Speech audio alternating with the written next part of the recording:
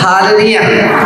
आपण प्रार्थना करूया. हे परमेश्वर पिता त्याला सुंदर दिवसामध्ये तुमच्या आभार मानतो. मान परमेश्वर, आशीर्वादी परमेश्वर, तुमच्या वचनात सांगणाऱ्या प्रत्येकांना सहाय्य कर ही प्रार्थना मी आमच्या येशूच्या नावाने करतो. हालेलुया. हालेलुया. आपण वचन घेणार आहे ते मत्ती 24 अध्यायामध्ये 1 ते 51 वचनापर्यंत आपल्याला पुढे जायचं आहे.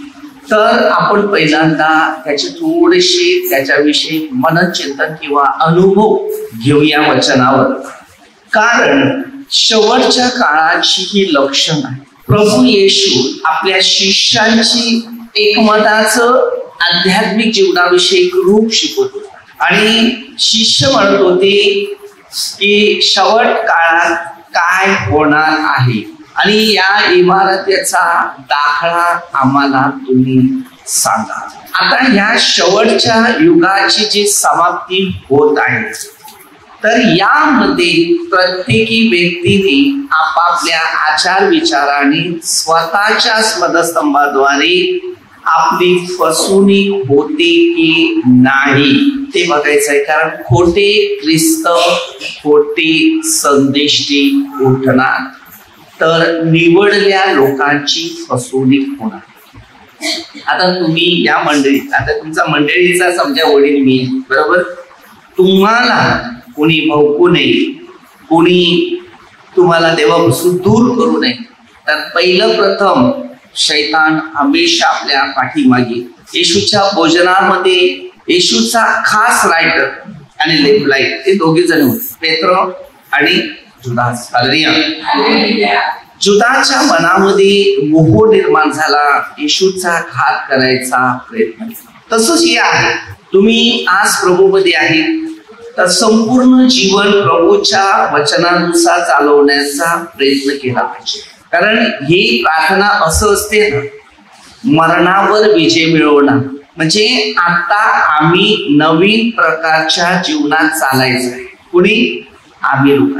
पूर्वी जीवन पापमय होतं म्हणजे नरक आधुनीमध्ये मृत्यूमध्ये तयारी केलेलं आमचं भविष्य होतं आणि त्याच्यातून ना आम्हाला देवानी हाक दिली आणि आमचं जीवन पवित्रता बनवण्यासाठी म्हणजे देवाबरोबर चालण्यासाठी या जीवनाचं शिक्षण देण्यासाठी त्यांनी आम्हाला आमंत्रण केलं आणि ती देवाची इच्छा झाली की तुमचं मृत्यू जीवन नसावं तर तुमचं जीवन पवित्र असावं आणि तुम्ही माझ्या बरोबर असावे. तर येशूचं शिकवण आहे. जर तुम्ही बायबल वाचलं असेल तर तुम्हाला त्या विषयावर माहिती मिळेल. तर आज तुम्हाला शिकायचं आहे की हा जो शेवटचा काळ आलाय ना, या काळामध्ये फसवणूक करणारे देहाच्या द्वारे पुष्कळ लोक या पृथ्वीत आहेत. म्हणून देहाचं तुम्हाला काही रूप दाखवतील, पैशाचं, खाण्याचं, मेल्यानंतर गाडण्याचं, सगळ्या प्रकारचं काही ना काही तुम्हाला एक ते शिकवण्याचा प्रयत्न करते. पण ते देवाला जे आवडत नाही ना ते आपण घ्यायचं, जे देवाला आवडते ते घ्यायचं. आता येशू ख्रिस्त जेव्हा मंदिरात प्रचार करत होता, सुवार्ता सांगत होता, त्यावेळेला येशूने आपल्या शिष्यांना या मंदिराविषयी, कारण ते मंदिरात फक्त सुंदरता होती, प्रार्थना नव्हती. आज आपण अनेक मंदिराचे ते अनुभव घेतात, मंदिरं बांधली पण मंदिरात देवाचा सुवार्ता किंवा प्रचार ही तयार केली नाही किंवा तिथून घोषणा करत नाही. तर ज्या घोषणा करायच्या त्या नाहीये तर मार सात सात शास्त्र म्हणून शिकवतात, ते मनुष्याचे नियम. तर आपण या 24व्या अध्यायामध्ये आपण वाचूया, 1 पासून सुरुवात करूया. मंदिराची गुणगान व युगाची समाप्ती त्याविषयीचे येशूचे भविष्य. मंदिराचा नाश, युगाचा नाश याविषयी येशूने दिलेलं भविष्य काय दिलेलं आहे? म्हणजे आताच्या काळात जे घटना होणार आहे आणि घडत चाललेलं आहे त्या विषयावर या 24व्या अध्यायामध्ये मत्तेच्या शुभवर्तमानामध्ये ज्यांनी जे दिलेलं आहे, मत्तेने लिखाण केलेलं आहे त्याविषयीचा.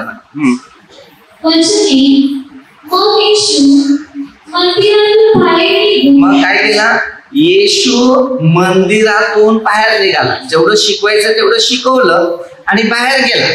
तर मंदिरात दुसरे शिकवणारे कोणी नाही, फक्त येशूच होता त्या मंदिरात. पण खरं मंदिर येशू याच मंदिरामध्ये बसतं. खरं मंदिर येशूचं कुठे आहे? हे आहे, हे शिकवणं मंदिर आहे. शिक्षण घेतात आणि बाजूला सांगता असता त्याचे शिष्य त्याला मंदिराच्या इमारती दाखवण्यास जवळ आले. हालेलुया. काय सांगते? कारण मंदिर जे आहेत बघा, आपण बघतात की मंदिर बघतात मस्त काय केले, आता इकडे वचनच तुम्हाला दिसते, बाकी काही नाही. डेकोरेशनला डिमांड नाहीये, बरोबर. जर जिथे जाईल ते वचनच तुम्हाला मार्गदर्शन करेल. म्हणजे तुम्हाला देव शिकवतो किंवा देव तुमच्याशी बोलतो. वचन वाचेल त्याला देव शिकवतो. हालेलुया. तर शिष्य काय सांगतात? मंदिर जरा बघूया आपण, आपल्या मंदिराची कशी सुंदरता आहे. येशू त्यास म्हणाला, हे सर्व तुम्हाला दिसते ना? काय सांगते? हे सर्व तुम्हाला दिसते ना, पण देव दिसत नाही. आम्हाला मंदिर दिसतात पण मंदिरामध्ये देव दिसत नाही. मी तुम्हाला खचित सांगतो, इकडे बघा चिऱ्यावर असा एकही चिरा राहणार नाही की जो पाडला जाणार नाही. काय सांगितले? चिऱ्यावर चिरा एक सुद्धा राहणार नाही की तो पाडला जाणार नाही. म्हणजे त्या काळात भूकंप ही घटना होणार आणि ह्या काळात सुरू आहे आणि हे सगळं आहे. आज अनेक मंदिर काही ठिकाणी तोडफोड केली, पाडली गेली. कारण ज्या मंदिरामध्ये खरोखर देवाची जी सुवार्ता, सत्य, मार्ग, शिक्षण हे जे द्यायचं होतं ते शिक्षण न मिळालं, फक्त मानवी शिक्षण मिळाल्यामुळे देवाने त्याला सांगितलेलं होतं की चिऱ्यावर चिरा पाडण्यात. आज तर तुम्ही बघा बरीचशी मंदिर वसीक पडलेले, त्या मंदिरात देवाचा शब्द निघत नाही. त्यामुळे येशूने ते भविष्यवाणी दिली की जर तुम्ही मंदिरं पाडली, त्या मंदिरात देवाची सुवार्ता नाही तर ते पाडलं जाईलच. कारण त्या सुवार्तेचा प्रचार असा असते, मानव प्रेम, धर्मप्रेम नाही, मानव प्रेम. कारण एकच जो खरा धर्म आहे तो मानव प्रेम. हालेलुया. आज आपल्याला ज्या धर्माची खरी गरज आहे ती धर्म आपल्या जवळ नाही. हालेलुया. कारण आम्ही जे शिकतो की आम्ही जे काही करतो कधी कधी फार चुकीच्या रस्त्यामध्ये जात असतो. हे जे शिक्षण आहे, हे जे पवित्र आत्म्याचं जे शिक्षण आहे ते पवित्र शास्त्राद्वारे जे आहे ते शिक्षण खरोखर देवापर्यंत पोहोचू शकते. पण या पवित्र शास्त्राच्या शिक्षणाच्या अपोजिट जर तुम्ही जीवन जात असेल ते शिक्षण तुम्हाला मोठ्या प्रमाणात धोक्यामध्ये पडणार आहे. तो जैतुनाच्या डोंगरावर बसता बसता शिष्य त्याच्याकडे एकांती येऊन म्हणाले, ह्या गोष्टी केव्हा होतील? तो कुठे बसलेला? जैतुनाच्या डोंगरावर. कुठे? कोणता डोंगर होता? जैतून, बरोबर. हालेलुया. त्या डोंगरावर तो बसलेला आहे. हालेलुया. आणि शिष्य वगैरे काय सांगतात? या गोष्टी केव्हा होतील आणि आपल्या येण्याचे या युगाच्या समाप्तीचे हे शेवटचं चिन्ह काय हे आम्हाला सांग. येशू आपल्या शिष्याला, आज आपल्यामध्ये कोण कधी सांगतो का, येऊन कधी सांगतो का या शेवटचा काळ आपला कसा होणार आहे, आपल्या जीवनात काय घडणार आहे? कधी आम्हाला विचारायला आलेले होते का? नाहीये. मग जर तुम्ही विचारायला नाही आले तर विचारे होतील, नुकसानात पडतील, दुःखात पडतील, आपत्तीत पडतील. कारण पहिलं जीवन आपलं असते ना जागतिक जीवन. ते जागतिक जीवन फक्त शरीरासाठी असतं, ते आत्म्यासाठी नसतं. आणि जेव्हा आत्म्यासाठी शिक्षण असते तेव्हा प्रभू जवळ येतात आणि प्रभू जवळ आल्यानंतर आत्म्याचं शिक्षण असतं. मला माहिती आहे योहान 4:24 मध्ये येशू ख्रिस्त एका पापी स्त्रीविषयी उदाहरण देत आहे की उपवासक आणि प्रार्थना कशी केली पाहिजे, आत्म्याने व खरेपणाने. आमच्यामध्ये आत्म्याची प्रार्थना नाहीये. प्रार्थना सगळे करतात, पण आत्म्याची जर प्रार्थना नसेल तर ती प्रार्थना तुमच्या कोणत्याच व्यक्तीला ती उपयोगी येणार नाही. तर पुढे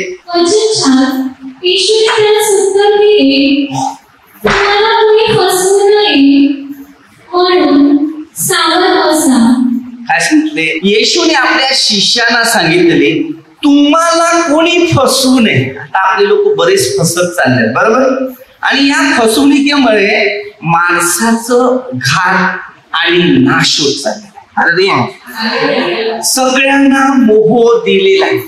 तुम्हाला जर फसायचं असेल तर तुमच्या पुढे पहिले मोह दिले. याची की 3:20 धार्मिक आपली धार्मिकता सोडून अधर्म करू लागला तो खात्रीने पण. अरे आता ज्या वेळेला परमेश्वराने आपल्याला त्याच्या जोडीला हाक दिली तर आम्ही देवाचे झाले, कोण्या माणसाचे नाही. तुमचा विश्वास आहे देवावर? काय विश्वास? मग दुसऱ्या व्यक्तीवर विश्वास का ठेवावा तुम्ही? दुसऱ्याच्या सांगण्यावर आम्ही का चालावं? दुसऱ्याच्या नियमात आम्ही का वागावं? कारण आमचं अंतःकरण अस्वस्थ आहे. समजलं? लोक अलग अलग पद्धतीने लोकांना फसवण्यासाठी कोण पास्टर कोण काय काय आहे असे, आणि लोक कुठेतरी कुठल्याही परिस्थितीमध्ये त्याच्यावर विश्वास ठेवतो पण या बायबलवर विश्वास ठेवत. अनेक लोक फसतात का की जेव्हा मी याच्यावर खूप स्टडी केलेला आणि करत आहे. जुदास बघा, शास्त्राने पुरुषाच्या पाठीमागे लागला तर देव जोडीला असून सुद्धा त्याने देवाला नाकारलं आणि देवाचा विश्वासघात करायला लागला. तर तुम्ही विचार करा, देवाचा किंवा कोणत्या संदेशाचा विश्वासघात करून तुमचा काहीच फायदा होणार नाही, कारण त्यांना आता लाखो करोडातून देवाने निवडलेला आहे. त्या शरीराला जर अधिकार आहे तो फक्त त्या परमेश्वराचा आहे. योहान 15:4 आणि तो अधिकार असल्यानंतर परमेश्वर तो स्ट्रॉंग त्याच्यामध्ये ताकदीने व शक्तीने व सामर्थ्याने त्याच्यातून कार्य करतो. तो असं नाही दुष्ट आत्म्यात आहे किंवा दुष्टाई कृत्य वाईट कृत्य वाईट गुण असा त्या बप्तिस्मामध्ये नाही, किंवा त्या दुसऱ्या कोणत्या व्यक्तीच्या सुवार्थे. खोटे ख्रिस्ती, तेव्हा खोटे ख्रिस्ती आजच्या काळात खोटे ख्रिस्ती, देवाचे ख्रिस्ती, आणि देवाचे जे ख्रिस्ती आहेत ते देवाचा प्रचार करतात. लक्षात ठेवा, कोणताही तुम्ही येणारे प्रार्थनेत काही मुश्किल आहे काही समस्या तर मला भेटा, सांगा, नाही तर तुम्हाला येऊन फायदा नाही. आता देवाने योहान 6:44 तुम्हाला देवाने आणले. आता आणल्यानंतर तुमचा विश्वास देवावर पाहिजे, माझ्यावर पाहिजे का समाजातील इतर लोकांवर पाहिजे. आणि जसा तुमचा विश्वास आहे ना त्याच विश्वासाने तुम्हाला भेटेल. म्हणून ही भविष्यवाणी येशूने आपल्या शिष्यांना दिली ना, युगाच्या समाप्तीचं जे काय घडणार आहे काय बनणार आहे त्या विषयावर. म्हणजे तुम्ही एवढ्या वर्ष प्रार्थनेत होते राहिले तर तुमच्या जीवनामध्ये काही मुश्किल नाही आली, मग आता ही मुश्किलता आली कुठून? आली कुठून? तुम्ही स्वतः विचार करा की सैतान तुमच्या घरात एंट्री करा आणि जेवढे लोक त्याला सहभाग होणार ना हे सगळे नष्ट होणार. सगळे नष्ट होणार. ते स्वर्गापर्यंत पोहोचणारी व्यक्ती नाही, कारण देवाचा हात सोडणारा कोणताच मनुष्य स्वर्गात जाणार. ते एकाचे नंबर उत्पन्न केले. जिंदगीमध्ये माणसाचा हात सोडा वांदा नाही, पण देवाचा हात कधी सोडू नका. जिंदगी पर हात देवाचा पकडलाय तो मजबूत पकडा, तो सोडू नका. देव तुम्हाला स्वर्गात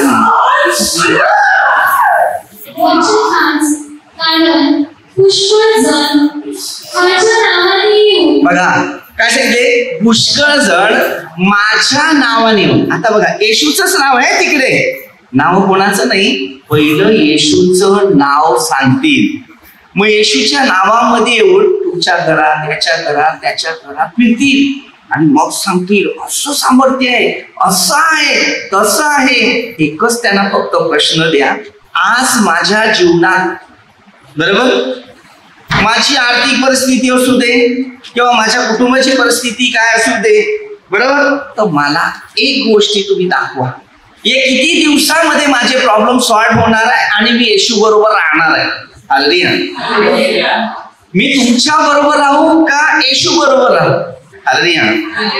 येशू बरोबर राहायचं असेल तर हे वाचेल, आणि जर येशू बरोबर राहायचं नाही, शैताना बरोबर राहायचं असेल तर त्या माणसाबरोबर राहतील ना. ते मानवाच्या सगळ्या रीतिरिवाजी तुम्हाला पाळायला लागतील, हे नाही पाळू शकत. मग बायबल बाजूला आणि काहीतरी वस्तू तुमच्या हातात, झाला त्याच्यावर श्रद्धा आणि त्याच्यावर विश्वास. बस देवाची सुवार्ता, देवाचा प्रचार आणि देवाची गुण हे आमच्या विश्वासावर असतं. आम्हाला चॉईस करायचं का चॉईस न करायचं हे आमच्या हातात आहे. हालेलुया. एवढं वर्ष देवाने आम्हाला सांभाळलं. करिंथीकरासमध्ये ना दुसऱ्या पत्रात 1 अध्याय वचन 10 पौल सांगतो, आता पौलाला परमेश्वराने अभिषेक केला, आशीर्वाद केला, बरोबर. जेव्हा त्याला रूपांतर दिलं, घोड्यावर खाली पाडलं, मग ते आपल्या याच्यामध्ये प्रशिक्षणाचे कुठे नाव द्यायचं तुम्ही वाचत गेलं तर तुम्हाला सांगतो, आपल्याला तेवढा वेळ नसते, वचन वाचते तेव्हा समजते. तेव्हा त्याचा बाप्तिस्मा होता झाला. लक्षात ठेवा, त्याचं परिवर्तन झालं. बायबलमध्ये परिवर्तन म्हणून शब्द वापरले आणि बाप्तिस्माचा अर्थ असा वापरलेला आहे, परमेश्वर, प्रभू येशू आणि पवित्र आत्मा या 3 व्यक्तीचं एकच मत, एकच रूप आणि एकच सामर्थ्य. आणि पवित्र आत्मा म्हणजे कोणाविषयी वाईट योजणारा नाही, वाईट करणारा नाही, वाईट आणणारा नाही, तर फक्त सगळ्यांचं चांगलं कसं करावं तो शिकतो. तो जरा स्वतःचा विचार करत नाही, पवित्र आत्मा. हालेलुया. मला तुम्हाला थोडंसं या गोष्टीचं थोडंसंच माझं मत व्यक्त करायचं. हालेलुया. मी इतक्या वर्षापासून अनेक ठिकाणी प्रार्थना चालवली किंवा प्रार्थना करतो किंवा प्रार्थनेत जातो. आजपर्यंत इकडे पण तुम्ही येता, कधी काही वस्तू खाण्यापासून किंवा पैशापासून किंवा कोणत्या वस्तूपासून कधी तुमच्याकडे काही अपेक्षा केलेली आहे का? बऱ्याच लोकांचा आवाज आहे, म्हणजे दुसरे देतात काही, काय अपेक्षा आहे? नाही. मग तुम्ही दुसऱ्याकडे जेव्हा जाता ते त्यांच्या अपेक्षा किती असतात ते मला फक्त सांगा ना. मग मी तुम्हाला सांगेन, खरे ख्रिस्ती आणि खोटे ख्रिस्ती हे तुम्हाला तिकडेच दिसेल. खऱ्या ख्रिस्ताचं आणि खोट्या शिक्षणाचं खरा अनुभव तिकडेच मिळतो. म्हणून ही अध्याय वाचा. मी सांगितलं माझ्यावर भरवसा ठेवू नका, तुम्ही त्याच्यावर भरवसा ठेवा. ज्याने तुम्हाला बनवलं, शून्यातून आकार केला, तुमच्या जीवनात घडण केली, प्रगती केली. वचन घे, मी ख्रिस्त आहे असे म्हणतील. बघा, मग तो दुसरा येतो ना, त्यांना सांगतो त्याच्यात देव आहे, त्याच्यात सामर्थ्य आहे, त्याच्यात अभिषेक आहे. शेवट विचार करा, शेवट तुमचा आहे. आम्हाला बघा, आमचं कर्तव्य आहे शिकवायचं, तुमचं कर्तव्य आहे आत्मपरिशोधन. जेवण वाढले जेव्हा किंवा नको. येशूने जेवणाचा दाखला दिला, हे माझं शरीर आहे तुमच्यासाठी अर्पण केलं जाईल. मग येशूचं शरीर या जगाला दिलं तर भाकर काय करायची? भाकरीचा उल्लेख दिलेला आहे, दाखला दिलेला. हालेलुया. ईशा 55 अध्यायामध्ये दिलेला आहे. आज लोक सत्याकडे कमी आहेत आणि असत्याकडे जास्त आहे. तुम्ही जर बायबल बोललं करा आणि त्याच्यामध्ये कुठे असं उल्लेख दिलेला आहे, हालेलुया, की तुमचं धर्म बदलाला. बायबल मध्ये पुरुष आणि स्त्री एक, बरोबर, हे दोनच अवघे आहेत आणि या अवघ्यापासून सुरुवात झाली झाली झाली झाली झाली झाली. केळीच्या झाडाला लोंगरी येत नाही, त्याचा बाप्तिस्मा पाहिजे किंवा त्याचं काय सांगतात रूपांतर करायला पाहिजे. हालेलुया. अरे एकदा देवाने जो आशीर्वाद दिला ना, बहुगुणित व्हा. हे काय माहितीये का, हे मोठं सैतानाचा हत्यार लोकांच्या मनात घुसले आणि एवढी मुश्किल होणार आहे तुमची. चावी ज्याच्याकडे आहे ना, त्याने पेत्राला चावीचा दाखला दिला. कपाट खोलायचं असेल तर चावी पाहिजे. ज्या माणसापासून तुमचं तारण झालेलं आहे ना, त्या जवळच तुमचा शेवट आणि अंत येणार असतो. शेवट इकडेच आहे. आता किती लोक प्रार्थना सोडून गेले, काही समस्या आल्या का फोनवर प्रार्थना केली का बरे होतात, परत तिकडेच आले, परत नाही होणार. किती लोक मरणातून वाचले गेले, पण परमेश्वर वारंवार तुम्हाला वाचेल, कारण त्याचा अर्थ समजून. हालेलुया. आज आपल्यामध्ये किती खोटे ख्रिस्ती, खोटे संदेश झाले. काय झाले ते? लोकांच्या जीवनामध्ये चमत्कार इकडे घडले गेले आणि घडल्यानंतर शेवट परिस्थिती अशी झाली की ते दुसऱ्यांना सांगतात की आम्हाला तिकडे प्रार्थनेत जाऊन काय मिळालं. म्हणजे 13-12 वचन. ज्या कोणाजवळ आहे त्याला दिले जाईल व त्याला भरपूर होईल, परंतु ज्या कोणाजवळ नाही त्याचे जे असेल ते दिले त्याच्यापासून काढून घेतले जाईल. समजलं? तुम्हाला वाटते आमच्याकडे आहे, नाही, तुमच्याकडे नाही. असेल नसेल देखील पण काढून घेतलं जाईल. ही शेवटची आहे. माझ्या जोडीला काही प्रार्थनेला येणार होते, काही त्यांना दानं मिळाली. हळूहळू लोकांची संगत मैत्री वाढवली, त्याच्यातले काही मेले पण. का? त्या लोकांनी मी टिकला शेवटपर्यंत टिके त्याचं कारण आहे. आता मी त्याच्यात टिकला आणि मी देवाचं कामच करत राहिलो, हे माणसाची कामं करायला लागली. देवाने त्याला 1 सेकंद दिला आणि ही दुनिया सोडून गेली. कधी कधी आपल्याला कळत नाही देवाचं शिक्षण काय. हालेलुया. तुमचा देवावर विश्वास नाही. विश्वास ज्याचा देवावर जर असते ना तर शेवटपर्यंत देव त्याच्या जोडीला.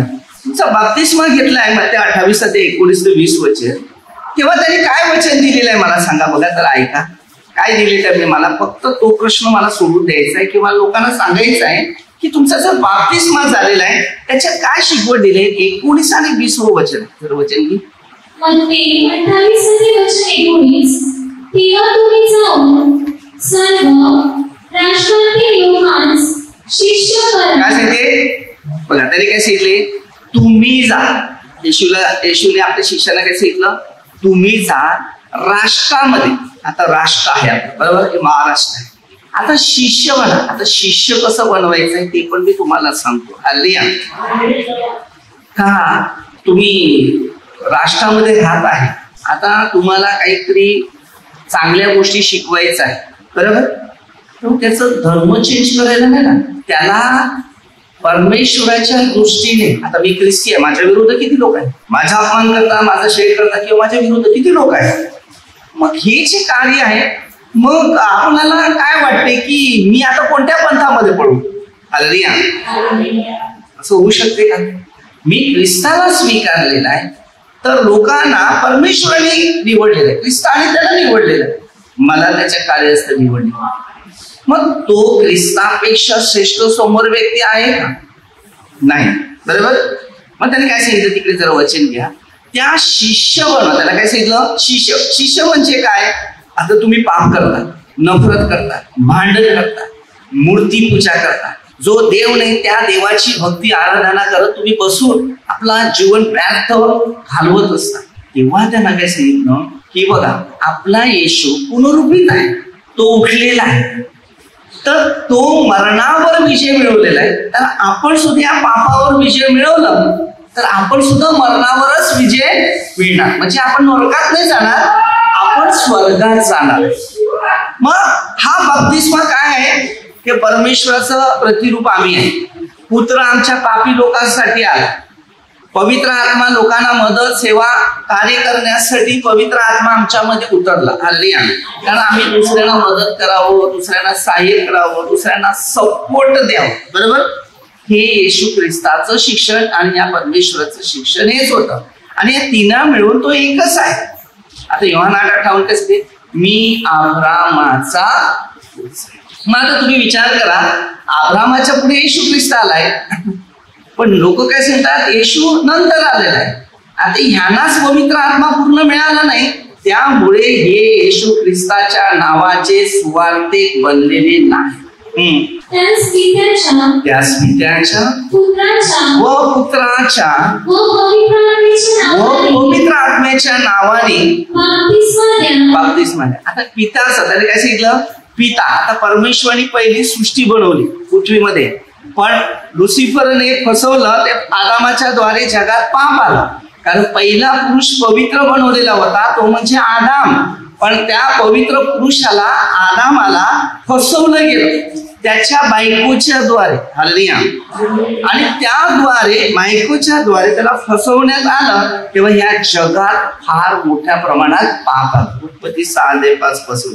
मग माणसाला परमेश्वराने बनवलेला आहे, तर त्याला अनुताप झाला की माणूस कुठे बनवला. हालेलुया. तर स्वर्गीय देवदूतच बनवले असते ते बरे झाले असते. हालेलुया. त्याने काय केलं?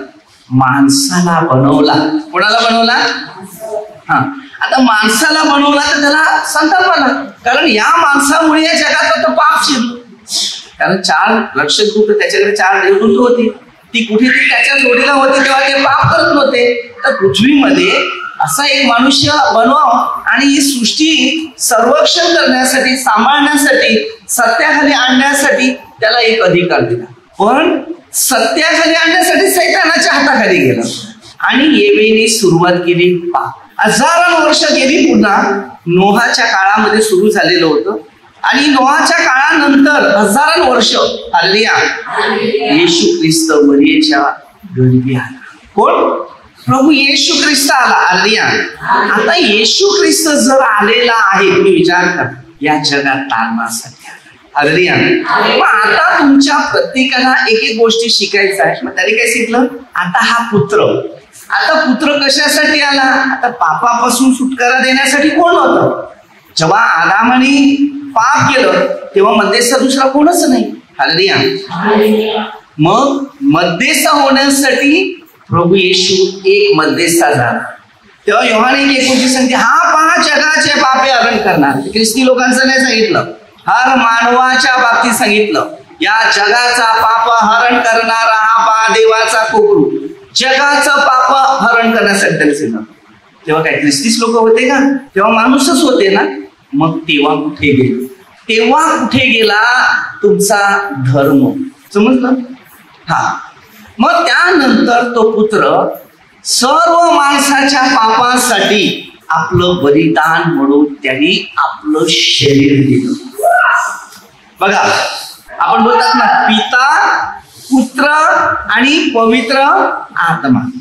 आता पुत्र कुठे आहे? आपल्याला योहान 10:17-18 श्वास देणं घेणं त्याने. उत्पत्ती 2:7 आपल्या नाकापुड्यामध्ये श्वास देणारा तो. हालेलुया. योहान 11:25 पुनरुत्थान व जीवन मीच आहे, जो कोणी माझ्यावर विश्वास ठेवतो तर तो जिवंत आहे. हालेलुया. आता पुनरुत्थान व जीवन मीच आहे. हालेलुया. योहान 3:16-17 दिले. हालेलुया. परमेश्वराने जगावर एवढं प्रेम केलं, एकुलता एक पुत्र दिला, अशासाठी केला की जो पण त्याच्यावर विश्वास ठेवतो तर. वचन घ्या. मग तुम्हाला सांगतो, काही वचन तुम्हाला घेणं गरजेचं आहे. खोटे ख्रिस्ती, खोटे संदेश ते. बघा, बघा, देवाने जगावर, आता जगामध्ये ख्रिस्तीच आहे ना, दुसरे लोक आहे नरकात जाणार. इतर धर्मी पण या जगामध्ये माणसाने धर्म आपले स्थापन केलेत का? त्याचा विश्वास देवावर नाही आहे का? बप्तिस्माद्वारेच आपला विश्वास असतो. आपलं अंतःकरण अस्वस्थ, आपलं अंतःकरण आहे. योहान 14:1 मध्ये एवढं प्रेम केलं की त्यांनी आपला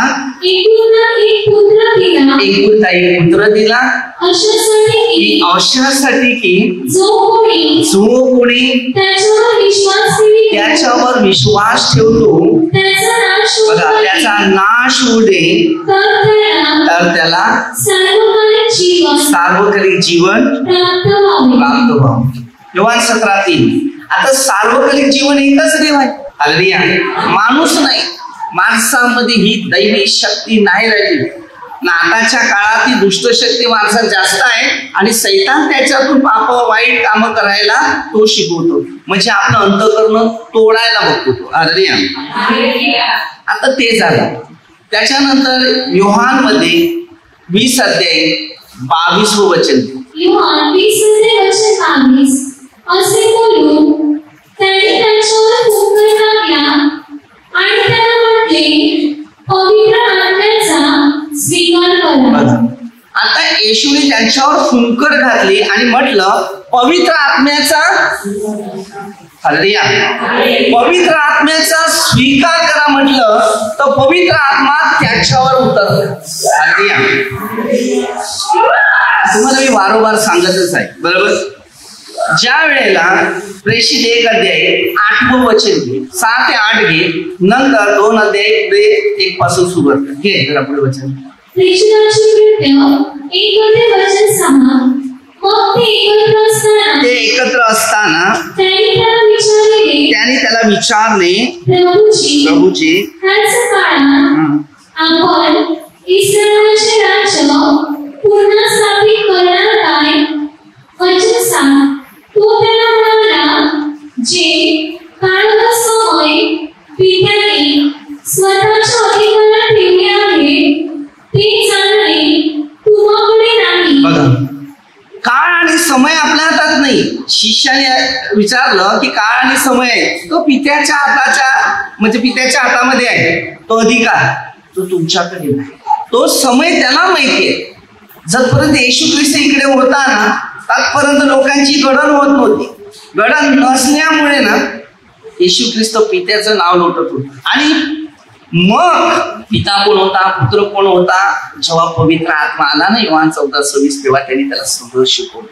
ते म्हणजे पेंटिकोस्टच्या दिवशी दुसरा अध्याय. तर पुढचं हे वचन दे 8 पर्यंत. परंतु पवित्र आत्मा बघा तुम्हावर सामर्थ्य प्राप्त होईल. आज पवित्र आत्मा आहे का? ज्या व्यक्तीचा बाप्तिस्मा तुमच्यामध्ये घेतात किंवा येतात त्या पवित्र आत्मा आलाय का? आम्हाला शिकवण नाही मिळालं ना तर आम्ही फसणारे लोक आहे. म्हणून मी लोकांना सांगतो बाप्तिस्माची पहिली माहिती इतिहास आणि नंतर तुम्हाला सांगतो पौलाने काय सांगितलं, मला बाप्तिस्मा करायला नाही सांगितलं तर सुवार्ता सांगण्यासाठी मला अभिषेक. लोकांचं मन परिवर्तन करा, बाप्तिस्मा परिवर्तन करू नका. तुमचं परिवर्तन नाही होत त्याच्यात. तिथे मानव परिवर्तन होते. म्हणजे देवामधलं रूप जे आहे ते मानवामध्ये रूप उत्पन्न होते आणि मानवाच्या शिक्षणाप्रमाणे आपलं भविष्य चालतं. मग तिथे माणसांचा शास्त्र म्हणून शिकवतात, मग ते माणसाची नियम होतात. मग हे बायबल सगळं बाजूला होतं. मग तुमच्या हातात बायबल जो खरोखर पवित्र आत्म्याच्या द्वारे बाप्तिस्मा घेतो ना तो कोणाला घाबरणार नाही. तुम्हाला बायबल हातात घ्यायची पण गरज नाही. तुमचं बोलणं समोरच्या व्यक्तीला जीव. मी हर एक मानवाला शिकवतो, भले कोणी असो. मी सात वाद बघत नाही, कारण आम्ही सगळे एकाच देवाचे. आम्हाला आत्मा एकाच देवाचा, 1000 देव नाही. हे दगडाचे मूर्तीचे घराचे लावलेले देव हे नाही कामाला. घराला आग लागली तर सगळं पेटून जाईल. जो आकाशातून त्यांनी जर हवा बंद केली ना 135 हवा जर बंद केली ना तर एक मनुष्य जिवंत राहणार नाही. मेन आपलं मन आहे ना ते अस्वस्थ नाही. मी सत्य शिकवण देत आहे. जर या बायबलच्या विरोध जर मी चुकीचं शिकवण असेल किंवा देते तर मला तुम्ही बायबल उभं करून दाखवा या बाप्तिस्माचा अर्थ काय. हे नव्या करारामध्ये 3 व्यक्तीची ऐतिहासिक गोष्टी दिली. जुन्या करारामध्ये कोणाचा बाप्तिस्मा आहे? फक्त आज्ञाच होत्या ते. आणि त्याने शेवटला मध्ये 28 मध्ये 20 वचन मध्ये सांगितलं तेच आहे, त्यांना आज्ञा पाळावा शिकवा तेव्हा मी तुमच्या बरोबर आहे. आता मोशे आज्ञा पाळत होता म्हणून त्याच्या बरोबर होता.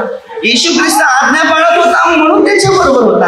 शिष्य आज्ञा पाळत होते म्हणून ते त्याच्या बरोबर होता. शिष्य पण डगमळलेले होते. ज्याने योहान खरा 6 अध्याय वाचला असेल ना ते त्याला भाकरीचा पण अर्थ समजेल. त्यांनी काय सांगितलं, माझं देह खालं.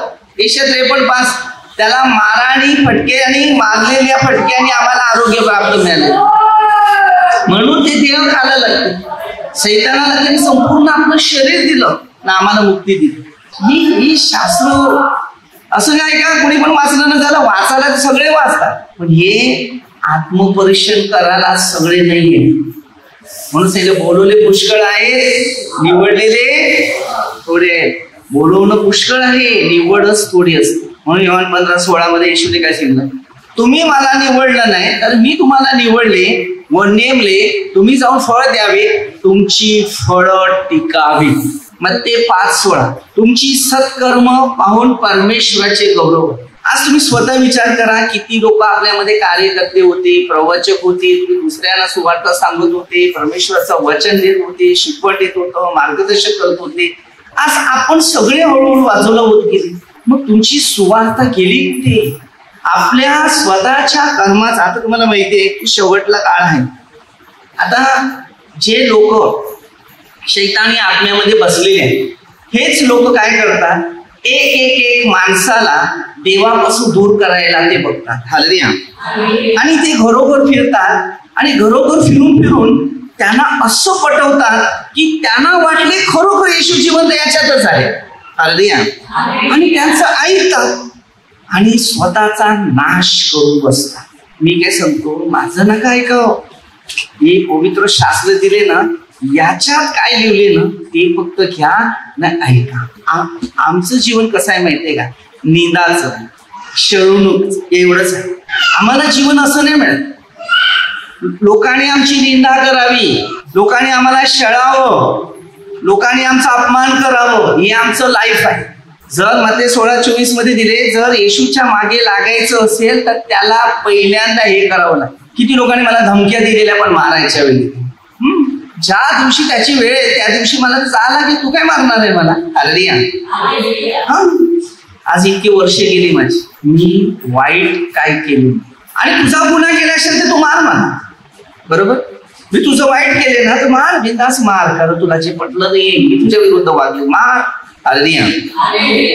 येशूने योहान 15:16 मध्ये हालेलुया, तुम्ही मला निवडले, मी तुम्हाला, ज्या परमेश्वराने मला निवडलेला आहे माझा शेवटचा श्वासपर्यंत त्याच कामासाठी. मला बरेच लोक सांगतात, निंदा तुमच्या विषयी मी सांगितलं, पर आहे धन्य परमेश्वर त्याचं नाव. कारण कमीत कमी माझ्या पाप्याला देवाच्या नावामुळे माझी निंदा होते. मी केवढं भाग्यवान. कारण मत्तेमध्ये तुम्हाला माहिती आहे, हालेलुया, 5 अध्यायामध्ये 11 आणि 12 वचनामध्ये त्याने स्पष्ट दिलेले, माझ्या नावामुळे निंदा नालशेष करते तू धन्य. हालेलुया. आणि येशूच्या नावाने आपली बदनामी व्हावी ती भाग्य लागते. कारण आपण सत्यात चालतो त्यावेळेला आपली निंदा ही आहे. ते करणारे करतात, त्यांना काम नाही. मला काय वाटते, जेवणामध्ये भात आहे, भातामध्ये खडा असतो की नाही? नाही, कधी कधी दाताखाली लागते. हालेलुया. तुम्हाला सगळीच माणसं भेटणार नाही.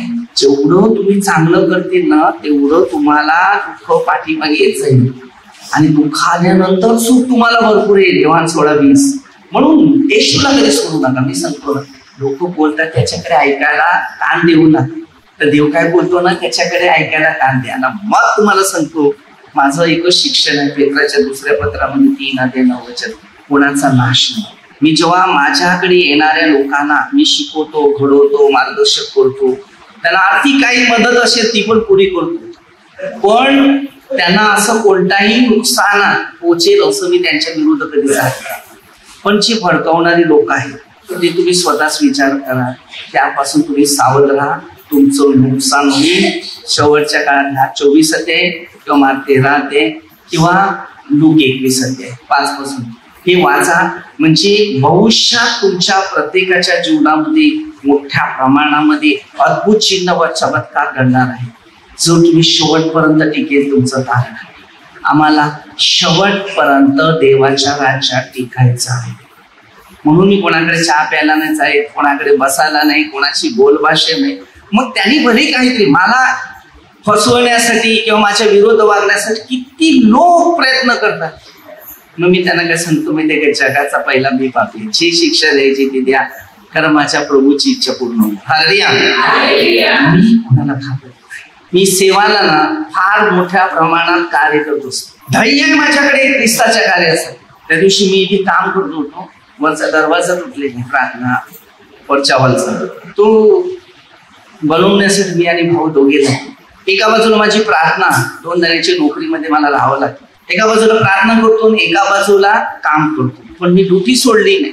प्रार्थना तर प्रार्थना करत राहिलो, मनन चिंतन करत राहिलो, काम पण करत राहिलो, शांत डोक्यात व्यवस्थित काम करतो. आणि काम करता करता परत मला बोईसरला जायचं. मला इथे मी त्यावेळेला मी 5ला जेवलो संध्याकाळी. किती? संध्याकाळी 5ला जेवलो. आणि जेवल्यानंतर मी परत घाईत ते काम करायला लागलो.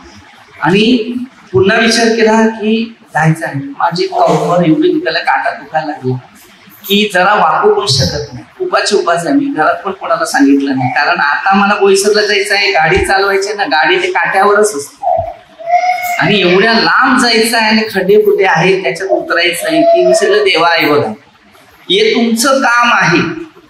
मी माझं काम केलं मानवी दृष्टीने, मला माहिती आहे, पण मी आता सेवेला चालले, आता तुम्हीच मला बघा. कसं तरी करून मी गेलो, गाडी घेतली, चालवत गेलो. जातानंतर तिकडे वेदीवर मला प्रवचन द्यायला लागलं.